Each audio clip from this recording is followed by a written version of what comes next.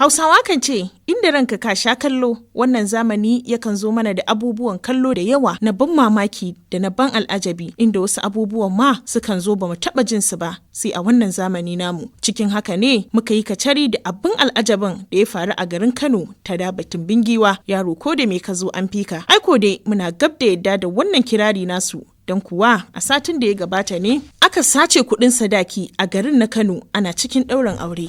A satin da ya gabata ne aka je ɗaura aure daga garin Igabi na jihar Kaduna zuwa Kano, kamar yadda rahoton mu ke tabbatar mana da hakan, inda aka nemi sadaki ko sama ko ƙasa aka rasa ba a gan shi ba. Sakamakon hakan yasa aka ɓata lokaci ba a ɗaura auren ba, ana ta kallon kallo tsakanin juna.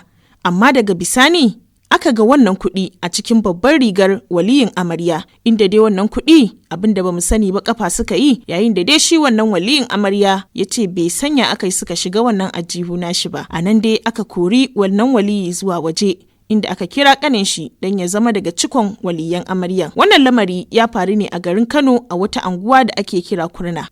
Da wannan muke cewa sai a kara taka tsantsan da kuɗin sadaki wanda ake karɓa a ranar ɗaurin aure, ko kuma idan an nuna su a dinga sakaya su, domin kuwa ba kowa ke iya kauda idon shi akan shi ba. Ƙarshen labarin kenan. Asma'u Abdullahi Abubakar,